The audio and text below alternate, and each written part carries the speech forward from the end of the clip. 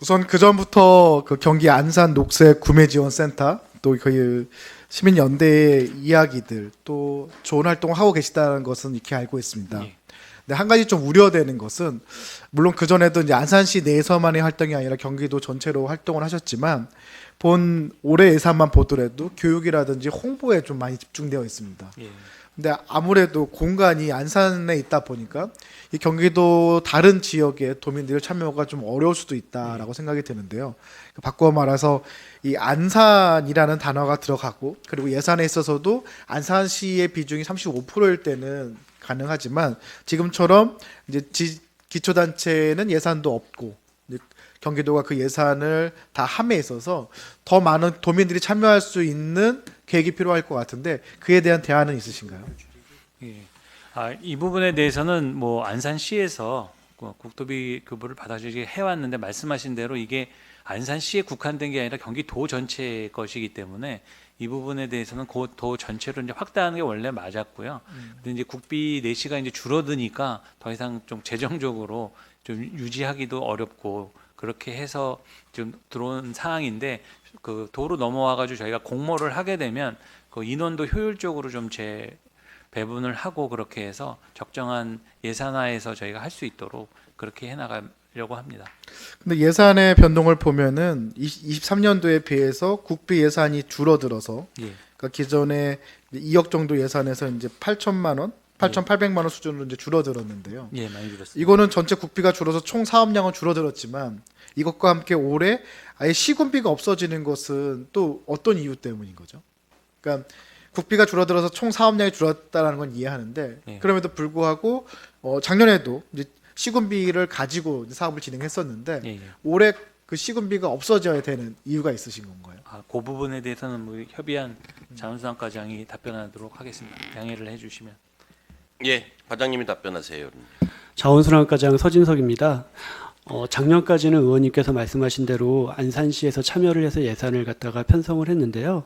올해는 안산시가 그 내년도 사업에 참여를 할 수 없다라는 공문이 왔고요. 그래서 저희 도비와 국비로만 50대 50 해서 7,400만 원이 내년 예산으로 편성이 돼 있습니다.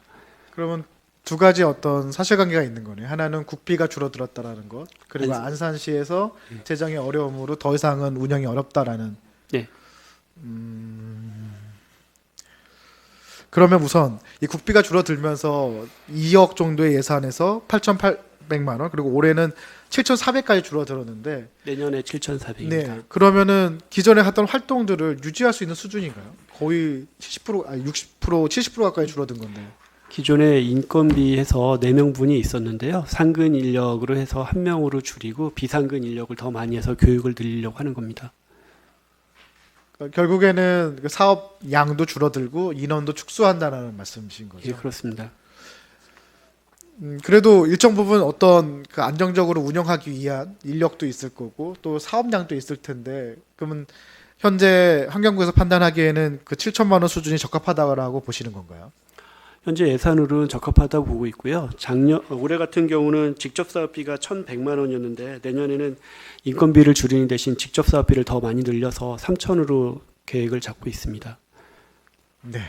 근데 저는 개인적으로는 좀 부족하다고 생각을 하고 있습니다. 경기도가 이제 안산시에서 운영하는 것을 경기도 사업으로 만든다고 했을 때 저는 물론 국비도 줄어들고 안산시의 재정적 어려움으로 못한다 할지라도 경기도 센터가 되는 거거든요. 그러면은 더 광역적으로 넓어지기도 하고요. 대상지가.